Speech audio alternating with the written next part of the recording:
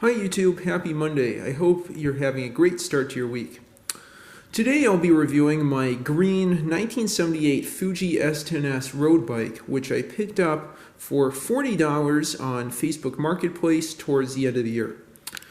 It was offered for sale for $20 in Petworth in the District of Columbia, but that's pretty far from me, and the seller agreed to drive it up for an extra $20, making it $40 total, but still a great deal for a very solid, dependable bike.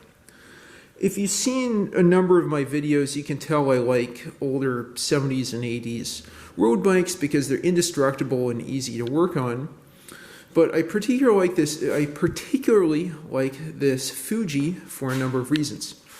I guess the number one reason is it's not just, a high tensile steel road bike. It has this Fuji double-butted high tension tubing, number 881, which makes it lighter than your typical high tensile steel frame. The great thing with high tensile steel frames is that they're indestructible. You can hit a high tensile frame with a car and then just bend a fork back. That's happened to me in real life. But this is a lot lighter because it's double-butted tubing. And as far as I know, Fuji is the only manufacturer that made a butted high-tensile steel frame. Anyway, so right below that, you can see the intact Fuji graphics with the rainbows there. There's a bottle cage that was not stock, and a Gatorade bottle that's also not stock. And now as we go down here, we see the crank set, which is a Sugino Super Maxi crank. I believe the crank and the chain rings are welded together, swaged together. I think swaged is the correct manufacturing term. Yeah, you can see Sugino 52 Japan. A Diacomp 5 front derailleur, that works pretty nicely. Some MKS Sylvan Touring pedals that I put on myself. This thing came with clipless pedals, and I'm not yet at a stage in my cycling career where that's appropriate for me. Although it is called the S10-S, this model is from 1978, which I think was, maybe it was 1977, where they switched from 10-speed to 12-speed. And this was originally called the Fuji Special Road Racer. You might have seen that model. That was later renamed the S10-S. I think it was first sold in the US in 1971, something like that. Anyway, now as we head to the back, we see that little pie plate there. A freewheel, a Suntour Perfect freewheel. You can just barely see that in there. With 6 speeds. As I mentioned, 2x6, so 12 speed. A beautiful, beautiful forged dropout, an eyelet for a rear rack. I'm planning to use this for some touring, so I'm definitely going to stick a rack on this thing. A sweet, sweet Suntour VGT Lux rear derailleur. There you go. I've oiled that up. It's a little bit sticky, but it's shifted decently. And then if we go up here to the shifters, there are these Suntour Power shifters, which are pretty cool. They're sort of in between a friction and indexed shifter because it does have a click, like these fine grain stops, smaller than one speed or another, but at the same point it's not indexed to particular speeds. So it's not really indexed, not really friction, kind of a combination of the two. More Mount Fuji decals up there. And then some chrome at the tips of the fork. Let's see what other components we have here. The front and rear brakes are Diacomp center poles. Those work pretty nicely. Drop forged, you can see there. We have a rear reflector. An Avocet touring saddle. I do have a saddle pad on here that's nice and comfy for my rear. And then if I go back here, it's kind of hard to see. I was having trouble focusing on this. A Sunshin Gyromaster hub.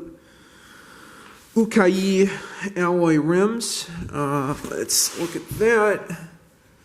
There we go. Yeah, Ukai 27 by 1 1/4, the old standard. Very nice Ukai alloy rims, also makes this pretty light. The non-drive side Sugino Super Maxi crankset, a kickstand, a Greenfield kickstand that I added myself. More Suntour Power shifters there.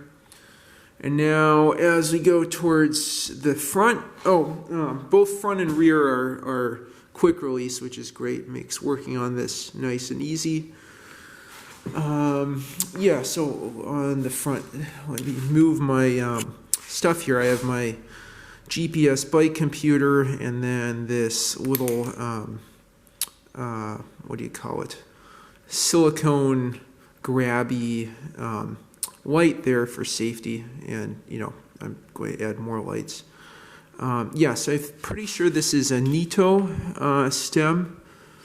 Let me see if I can see it better on the other side. Yeah, maybe I won't capture that. A Nito bars, excuse me. Diacomp brake levers. Let's get that here. Let me use my hands to help focus that in. Oh, well. Yeah, maybe that's not as visible as this one. There we go. Yeah, you can see Diacomp brake levers. Some deliciously tasty brake hoods I might have to replace at some point. Handlebar tape that at one point was black, now is brown. Diacomp stem, that's what I was going for.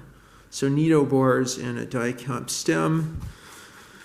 And yeah, head tube, nice lugged construction there.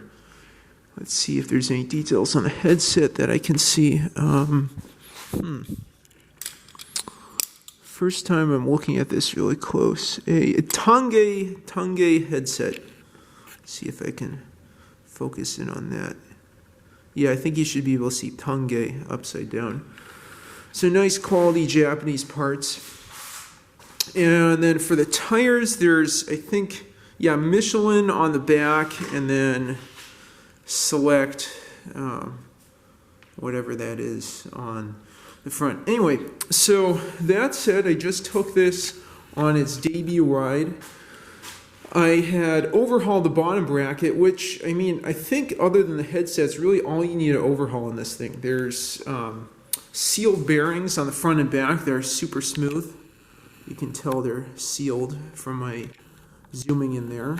Anyway, so I just overhauled the bottom bracket. That was pretty easy. I don't need to take out the fixed cup, but I tried to do that, and that was invited lots of four-letter words, and I gave up.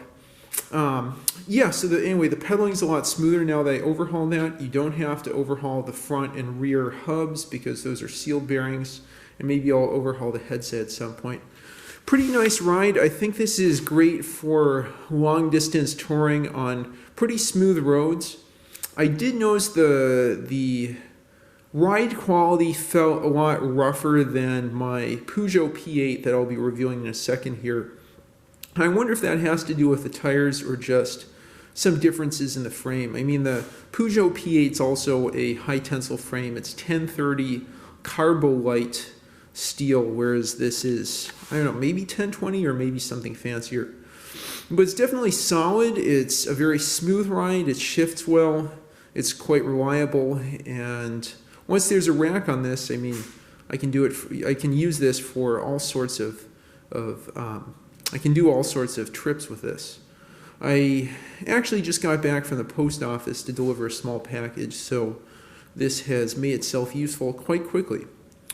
Anyway, if you have any other memories of your Fujis from back in the day or today, leave them down in the comments below, and like and subscribe as always. Thanks for watching. Bye now.